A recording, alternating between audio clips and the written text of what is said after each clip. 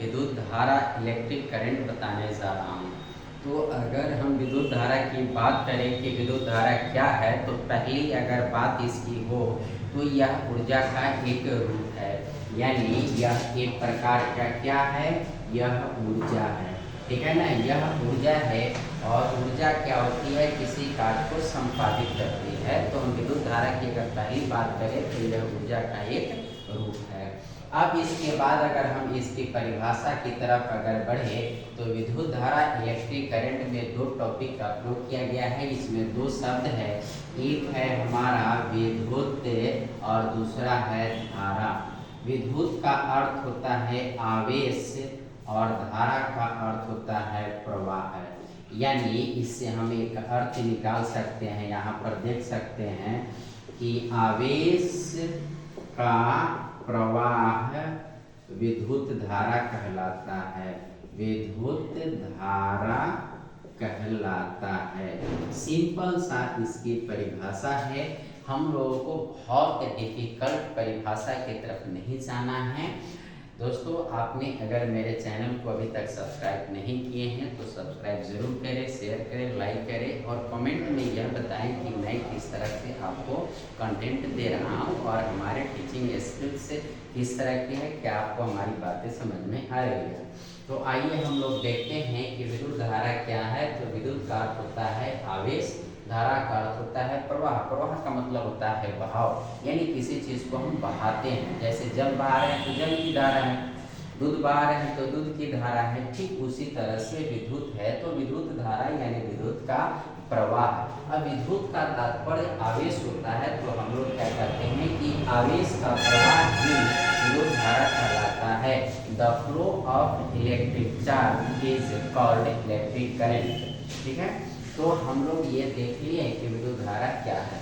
अब ये आवेश की बात करें तो अगर हम लोग एक इलेक्ट्रॉन की अगर हम लोग बात करें तो आप सभी जानते होंगे कि चूंकि एक इलेक्ट्रॉन पर जो आवेश होता है 1.6 इंटू 10⁻⁻⁹ कूलम इक्वल टू एक इलेक्ट्रॉन। यानी एक इलेक्ट्रॉन को अगर देखेंगे आप ध्यान से तो एक इलेक्ट्रॉन पर जो आवेश होता है उसका परिमाण यानी मैग्नीट्यूड यानी उसके वैल्यू 1.6 इंटू 10⁻⁻⁹ कूलम, यानी ये माइनस में पावर में 19 है, यानी ये बहुत छोटी राशि होती है, बहुत कम है। अगर इसको हम लोग ये देखें कि एक कूलम आवेश कितना इलेक्ट्रॉन में होगा तो 1/1.6 इंटू 10⁻⁹ कूलम अगर ये हम लेंगे इंटू 1 इसको सॉल्व करेंगे तो ये सब सॉल्व करके आप देखेंगे हम डायरेक्ट लिख देते हैं 6.25 इंटू 10⁻18 इलेक्ट्रॉन्स। ठीक है, इतना हमारा इलेक्ट्रॉन हो जाएगा। अब आपने देखा कि यह एक कूलम आवेश में 6 पर अगर हम इसको सॉल्व करें, ये वैज्ञानिक पद्धति में है, इसको सॉल्व करके अगर लिखे तो 6 पर 16 जीरो होगा, तो जितना इलेक्ट्रॉन्स होंगे उतना हमारा एक कूलम आवेश में इलेक्ट्रॉन होते हैं। यानी एक कूलम आवेश का मतलब होगा कि 6 पर लगभग आप 16 जीरो रखेंगे, यानी अरबों खरबों इलेक्ट्रॉन्स एक कूलम आवेश में होते हैं। और जब हम लोग के पर शरीर में 1 एम्पियर का धारा प्रवेश करता है तो इतना ही इलेक्ट्रॉन हमारे शरीर में 1 सेकेंड के अंदर प्रवाहित हो जाता है। तो यहाँ से मैंने एक शब्द का इस्तेमाल किया एम्पियर। तो यहाँ एम्पियर क्या होता है ऐसे समझेंगे, ये विद्युत धारा का एसआई मात्रक। विद्युत धारा का एसआई मात्रक जो होता है वो होता है हमारा एम्पियर। ठीक है ना, जिसको हम लोग कैपिटल ए से सूचित करते हैं। यानी विद्युत धारा का एसआई मात्रक, यानी मात्रक का मतलब क्या होता है, किसी चीज को नापने का तरीका, आपका एक स्टैंडर्ड जो हमने चुन लिया है पैमाना मानक, उसी को हम लोग कहते हैं। तो ये एम्पियर, जैसे हम लोग क्या करते हैं, पानी को लीटर में नापते हैं, दूध को लीटर में नापते हैं, चावल को केजी में नापते हैं, उसी तरह से विद्युत धारा को हम लोग एम्पियर में नापते हैं। और जिस यंत्र से, जिस डिवाइस से, इलेक्ट्रिक डिवाइस से इसको नापते हैं उसको एमीटर कहते हैं। तो और एमीटर को श्रेणी क्रम में हमेशा परिपथ में जोड़ा जाता है। ये आगे चल के मैं डिटेल में इसको बताऊंगा।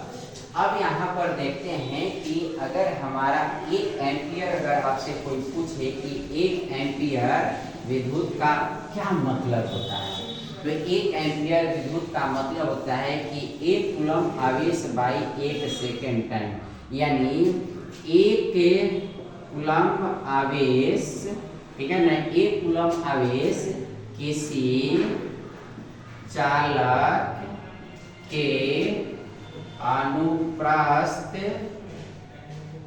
किसी चालक के अनुप्रस्थ काट से, अनुप्रस्थ काट यानी क्रॉस सेक्शन, यानी एक भाग से, ठीक है ना, अनुप्रस्थ काट यानी क्रॉस सेक्शन से 1 सेकेंड में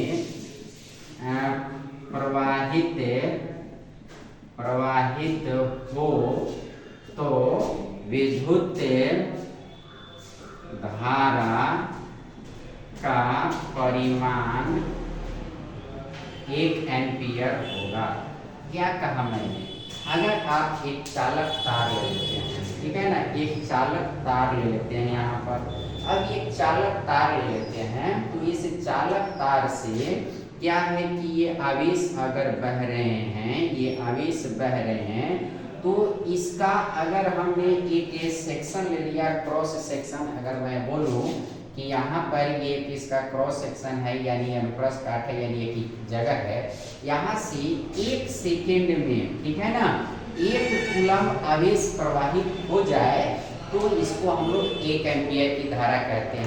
अगर हमको कभी कभी क्या होता है कि बिजली की नंगी तारों को जब हम पकड़ लेते हैं तो बहुत जोर से हमारे शरीर में धक्का लगता है। एक्चुअली वो धक्का क्यों हम महसूस करते हैं जानते हैं? क्योंकि वो 1 सेकेंड में 1 कूलम आवेश जो होता है ना, ये विद्युत धारा हमारे शरीर में ठूस देता है। अब बताइए 1 कूलम में इतना करोड़ों इलेक्ट्रॉन हमारे शरीर में एक बार ठूस दिए जाएंगे तो हमारा शरीर क्या रिस्पॉन्स देगा? बहुत सारा जोर का झटका देता है, ठीक है ना।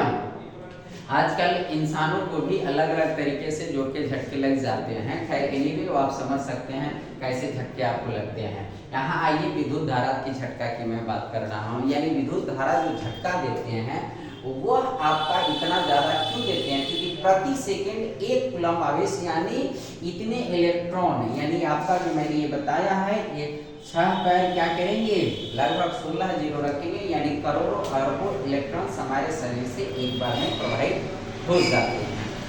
अब सोच रहे होंगे कि ये प्रवाहित हो जाते हैं यानी ये आगे बह जाते हैं, तो ये अपने आप कहते हैं कि इसको भी कोई बहाने वाला होता है, इसको आगे बढ़ाने वाला होता है। तो होता है दोस्तों ये धकेलने वाला होता है। ये धकेलने वाला कौन होता है?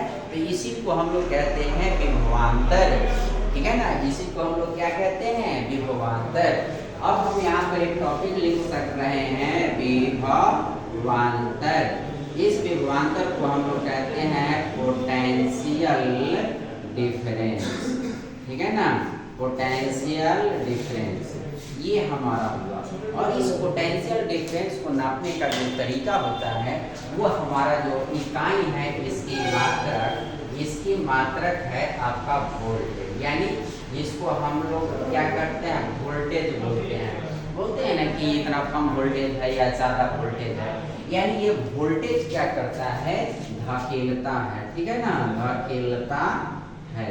ये वोल्टेज धकेलने का काम करता है, आगे बढ़ाने का काम करता है। किसको बढ़ाने का काम करता है? तो ये आवेश को आगे बढ़ाने का काम करता है हमारा ये वोल्टेज।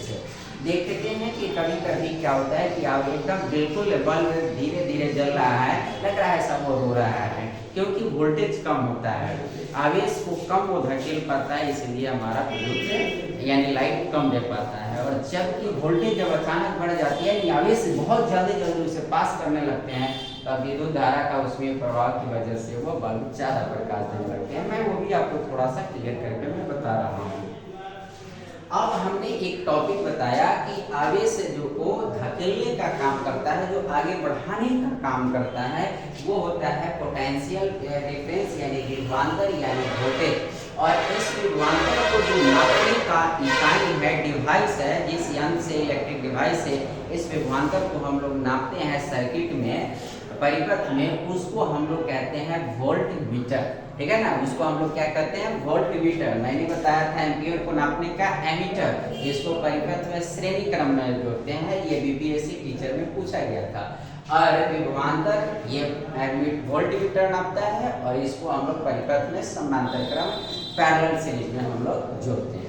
तो ये धकेलने का काम कर दिया। और एक होता है कि वह उधर से विरोध करेगा, ठीक है ना।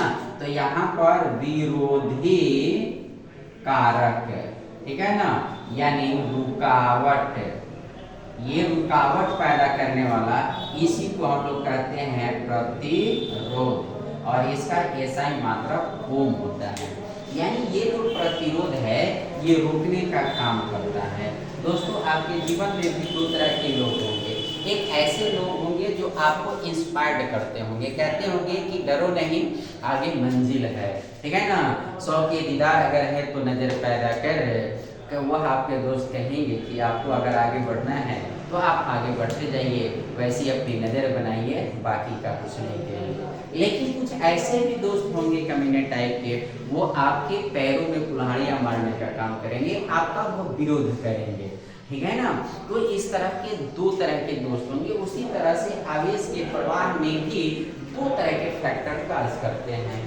एक होते हैं जो वोल्टेज होते हैं ना, वो आवेश को धकेलने का काम करते हैं, और ये विरोधी जो कारक होते हैं रुकावट डालने वाला, वो प्रतिरोध कहलाते हैं, उसको रोकने का काम करता है। और ये क्या कर रहा है, इधर से आवेश धकेल रहा है और उधर से क्या है, प्रतिरोध रोक रहा है। इधर से आवेश को वोल्टेज धकेल रहा है और उधर से प्रतिरोध उसको रोक रहा है। तो आपस में क्या हो गए, घर्षण होते हैं, और घर्षण से, फ्रिक्शन से क्या होता है, ऊष्मा की उत्पत्ति होती है। और जब ऊष्मा की उत्पत्ति होती है तो वो क्या होता है, वो प्रकाश देना, गर्मी देना, ऊष्मा देना शुरू कर देता है। इसको आइए थोड़ा सा हम इसमें समझाते हैं। ये सवाल है कि ये रुकावट क्यों पैदा होती है। तो यहाँ पर आप देखिए कि ये सब छोटे छोटे कण हैं, ठीक है ना, ये सब छोटे छोटे कण हैं। तो आप जानते हैं कि 9th क्लास में आपने पढ़ा होगा कि पदार्थ जो होता है छोटे छोटे पार्टिकल से, टीनी पार्टिकल से, सूक्ष्म कणों से मिलकर बना होता है। और एक पार्टिकल, ये अगर ये चालक तार है, ये कंडक्टर है, तो ये अगर हमारा चालक तार है, कंडक्टर है, तो इसमें हमारा क्या होगा, मुक्त इलेक्ट्रॉन, फ्री इलेक्ट्रॉन्स होते हैं, तो ये आवेश को ढोने का कार्य करते हैं। तो इलेक्ट्रॉन यानी आवेश ये अगर बह रहा है और क्या कर रहा है कि ये प्रतिरोधी बल ये कहाँ से पैदा ले लेते हैं, इस चालक तार के अंदर अगर अन्य जो कण है पदार्थ के, वो सभी पदार्थ के अन्य कण क्या करते हैं कि इसके रुकावट डालते हैं इसके प्रवाह में। तो अब क्या करेंगे कि यहाँ प्रतिरोधी बल जो है, प्रतिरोध जो है रुकावट डालने वाला, ये रुकावट डालेंगे और आवेश को इधर से वोल्टेज धकेलेगा।